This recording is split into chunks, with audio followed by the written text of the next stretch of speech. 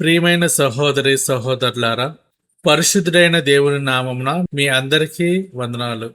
గత భాగాలలో మనం దేవుడు నోవాహుతో చేసిన నిత్య నిబంధనను, మేఘములలో ఆయన ఉంచిన ధనస్సు యొక్క ఆత్మీయ మర్మాలను అత్యంత లోతుగా ధ్యానించాము. దేవుడు తన కృపచేత మానవ జాతిని నాశనం నుండి తప్పించి ఒక నూతన ఆరంభాన్ని ప్రసాదించాడు. అయితే ఆశీర్వాదం పొందిన తర్వాత మానవుడు ఎలా జీవిస్తున్నాడు, దేవుడు ఇచ్చిన స్వేచ్ఛను ఏ విధంగా వాడుకుంటున్నాడు అనేది ఈరోజు మనం ధ్యానిద్దాం. ప్రియమైన సహోదరి సహోదరులారా, ఓడ నుండి బయటకు వచ్చిన తర్వాత నోవాహు ఎదుట ఒక విశాలమైన భూమి ఉంది. దేవుని ఆశీర్వాదపు మాటలు అతని చెవుల్లో ఇంకా ప్రతిధ్వనిస్తూనే ఉన్నాయి. మీరు ఫలించి అభివృద్ధి పొంది భూమిని నిండించుడి.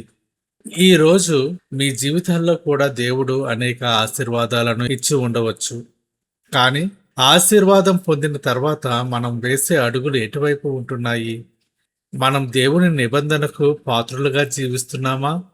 ఈ భాగంలో మనం నోవాహు కుమారుల గురించి, ప్రళయం తర్వాత వారు నిర్మించుకున్న జీవితాల గురించి, అందులో వారు ఎదుర్కొన్న పరీక్షల గురించి లోతుగా ధ్యానిద్దాం. మానవుడు తన భక్తిలో ఎంత ఎత్తుకు ఎదిగినా ఒక్క క్షణం ఏమరపాటుగా ఉంటే పతనం ఎలా సంభవిస్తుందో ఈ లేఖన భాగం హెచ్చరిస్తుంది.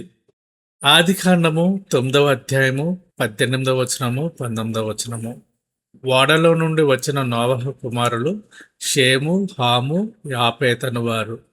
హాము కనానుకు తండ్రి. ఈ ముగ్గురు నోవహు కుమారులు. వీరి సంతానము భూమి అంతటా వ్యాపించెను. ప్రియమైన సహోదరి సహోదరులారా, ఇక్కడ బైబిల్ గ్రంథంలో ముగ్గురు వ్యక్తుల పేర్లు ప్రత్యేకంగా కనబడుతున్నాయి. ఈ ముగ్గురు వ్యక్తులు నేటి ప్రపంచ జనాభాకు మూల పురుషులు. ఇక్కడ గమనించవలసిన విషయం ఏమిటంటే, వీరి సంతానము భూమి అంతటా వ్యాపించెను. దేవుడు ఇచ్చిన వాగ్దానం ఇక్కడ నెరవేరుతుంది. మానవుడు తన శక్తితో భూమిని నింపలేదు.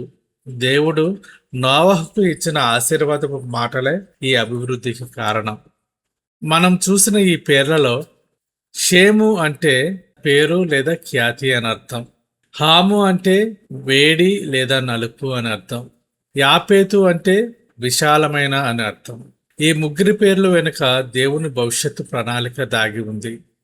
దేవుడు ఒక కుటుంబం ద్వారా లోకాన్నంతటినీ ఎలా పునర్నిర్మించాడో చూద్దాం. మీ కుటుంబం ఈ రోజు చిన్నదిగా ఉండవచ్చు, మీ వనరులు స్వల్పంగా ఉండవచ్చు, కానీ దేవుని ఆశీర్వాదం మీపై ఉంటే మీ సంతానం భూమి మీద వృద్ధి పొందుతుంది.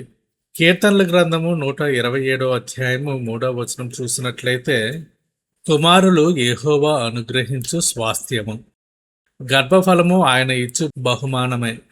నోవహు కుమారులు దేవుని కృపకు సజీవ సాక్ష్యాలు. వారు ప్రళయాన్ని చూశారు, మరణాన్ని చూశారు, ఇప్పుడు జీవాన్ని మరియు అభివృద్ధిని చూస్తున్నారు. ఆదికాండము 9వ అధ్యాయము 20వ వచనం. నోవహు వ్యవసాయము చేయనారంభించి ద్రాక్ష తోట వేసెను. నోవహు తన పూర్వీకుడైన ఆదాము చేసిన పనిని మళ్ళీ ప్రారంభించాడు. ద్రాక్ష తోట అనేది బైబిల్లో తరచుగా ఆశీర్వాదానికి సాక్ష్యంగా ఉంటుంది. దేవుడు మనకు ఇచ్చిన ఆశీర్వాదాలను మనం ఎలా నిర్వహిస్తున్నాము? ఆ తోట మనకు ఆహారాన్ని ఇస్తుందా, లేక ఆశ్రిత పాపానికి దారితీస్తుందా? మానవుడు దేవుడు ఇచ్చిన భూమిని సాగు చేయాలి, కానీ ఆ భూమిపై వచ్చే ఫలం మానవుడిని దేవునికి దూరం చేయకూడదు. ఆదికాండము 9వ అధ్యాయము 21వ వచనం. పిమ్మట ద్రాక్ష రసము త్రాగి మత్తుడై తన గుడారంలో వస్త్రహీనుడిగా నుండెను. ప్రియమైన సహోదరి సహోదరులారా, ఇక్కడ లేఖనం ఎంత నిష్పక్షపాతంగా ఉందో గమనించండి. నోవహు వంటి నీతిమంతుడు, దేవునితో నడిచినవాడు, ప్రళయం నుండి రక్షింపబడినవాడు, అతడు కూడా పడిపోయాడు. ద్రాక్షరసం త్రాగి మత్తుడై ఉండటం అనేది ఇక్కడ ఒక బలహీనతగా కనిపిస్తుంది. మత్తు అనేది మానవుల వివేకాన్ని హరిస్తుంది. సామెతల గ్రంథం 20వ అధ్యాయము 1వ వచనం చూసినట్లయితే, ద్రాక్షారసము వెక్కిరింతల పాలు చేయను, మద్యము అల్లరి పుట్టించును, దాని వశమైన వారు జ్ఞానం లేనివారు. నోవహు ఓడలో ఉన్నప్పుడు ఎంతో జాగ్రత్తగా ఉన్నాడు. కానీ భూమి మీద స్థిరపడిన తర్వాత, భద్రత కలిగిన తర్వాత అతడు అప్రమత్తతను కోల్పోయాడు. ఇది మనకు ఒక గొప్ప హెచ్చరిక.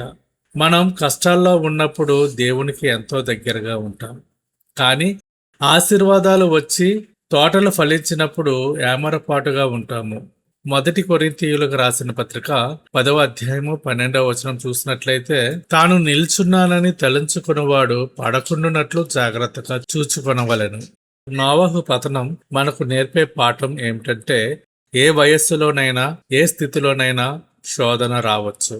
ప్రియమైన సహోదరి సహోదరులారా, దేవుడు నోవహును ఆశీర్వదించాడు, అతనికి అభివృద్ధినిచ్చాడు. కానీ ఆ అభివృద్ధి అనుభవించే క్రమంలో నోవహు తడబడ్డాడు. ద్రాక్ష తోట వేయడం తప్పు కాదు, ఆ ద్రాక్ష తోటలో మత్తులో మునిగిపోవడం ప్రమాదకరం.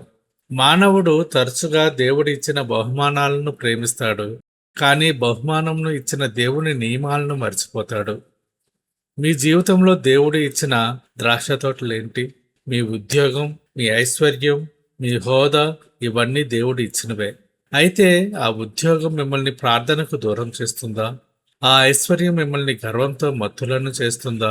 నోవాహు ఓడలో ఉన్నప్పుడు దేవుని స్వరాన్ని విన్నాడు, కానీ గుడారంలో మత్తులో ఉన్నప్పుడు తన స్వంత గౌరవాన్ని కోల్పోయాడు. మనం ఎంత ఎత్తుకు ఎదిగినా దేవుని ఎదుట వినయంగా, అప్రమత్తంగా ఉండాలి. 1వ పేతురు 5వ అధ్యాయము 8వ వచనం చూసినట్లయితే, నిబ్బరమైన బుద్ధి గలవారై మెలకువగా ఉండుడి. మీ విరోధి అయిన అపవాది గర్జించు సింహము వలె ఎవరిని మృంగుదమా అని వెదుకుచూ తిరుగుచున్నాడు. అపవాది ఓడలో ప్రవేశించలేకపోయాడు, కానీ గుడారంలో ప్రవేశించాడు. ప్రియ సహోదరి సహోదరులారా, ఈ ధ్యానం ద్వారా దేవుడు మనల్ని హెచ్చరిస్తున్నాడు. మనం ఆశీర్వదించబడిన వారమే, నిబంధన కలిగిన వారమే, కానీ మనం శోధనలకు అతీతులం కాదు. దేవుడు మీకు ఇచ్చిన ఆ విజయాలు మిమ్మల్ని మత్తులుగా చేస్తున్నాయా? ప్రార్థనలో మీరు ఇంకా మెలకువగా ఉన్నారా?